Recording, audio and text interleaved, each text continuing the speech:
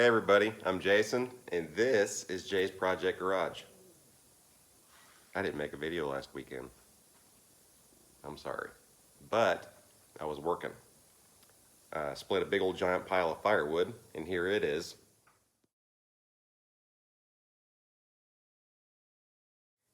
The power is buried from the pole across the road to the house, and here's the aftermath of that.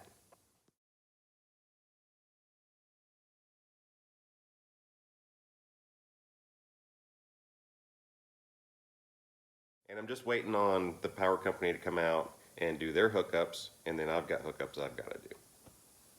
You have no idea how much I'm looking forward to that project being done.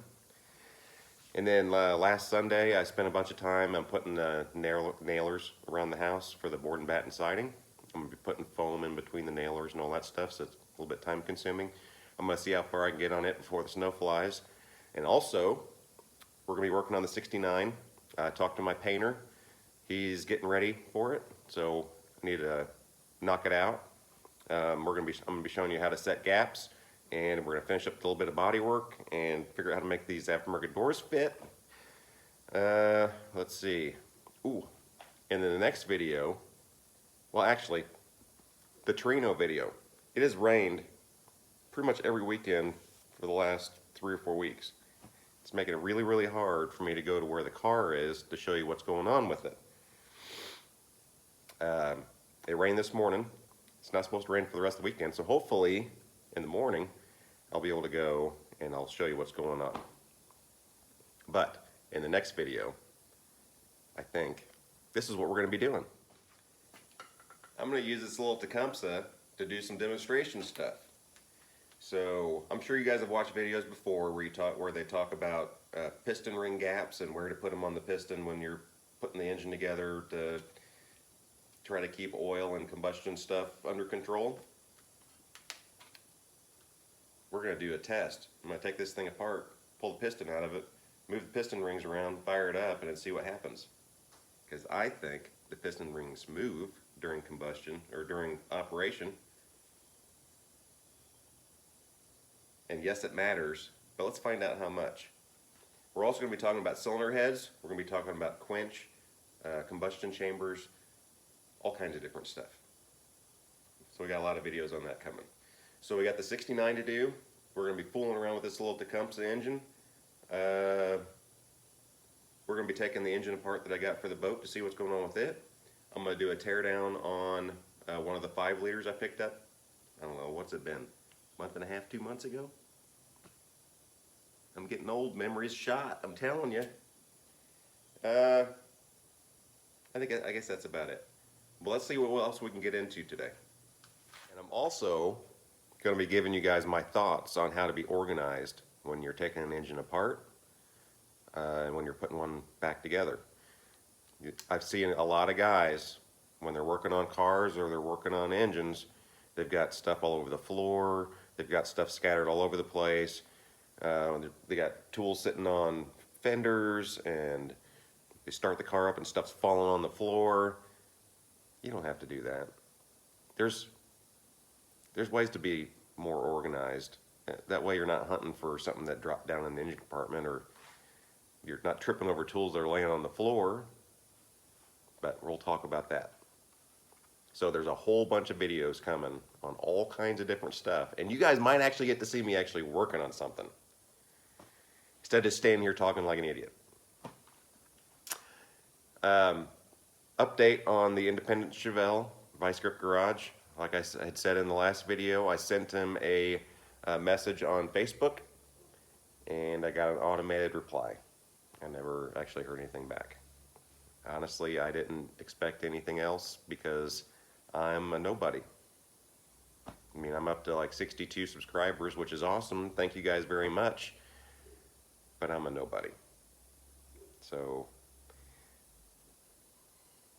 I guess I would have loved to work on the car, but I mean, it is what it is. So I also watched Cleetus McFarlands video. I'm like way behind. I'm always days behind on the videos creators that I'm subscribed to. I can't keep up, especially this week with all the drag week videos that are coming out. I mean, I would literally have to sit and watch videos nonstop to try to stay caught up, and nobody's got time for that. So what do you guys do? I mean, I'm like picking and choosing what videos I watch, and I'm skipping over stuff from creators that I normally watch all their videos because they're entertaining, but it's like if they put one out that I don't think is of any real interest to me, then I skip over it. I try to be supportive of all the channels that I've subscribed to, but sometimes I just can't. So let me know what you guys do. But anyway, back to the Cleetus McFarlands video. I noticed that they took Neighbor to a local body shop, and he cut the ass end out of one of their spent race cars, and he's gonna use it to fix Neighbor. I don't like the way he's fixing it at all.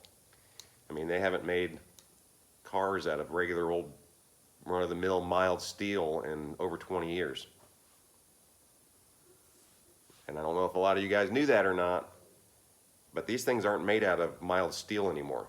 There's all kinds of different alloys, and there's different processes for how you have to fix them. It has not been okay to section a car in 25 plus years. Not okay. You can't just go slicing through the middle of a panel and weld it back together.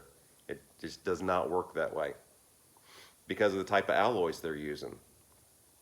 You have to go to factory seams and you have to try to weld it back together the same way the factory did. Otherwise, it compromises the structure. Because welding work hardens the material. And when you're starting with a steel that's already hard, you're making it even harder, and it's going to be crack prone, more tear prone, and it's going to fail even worse if it ever gets hit that way again.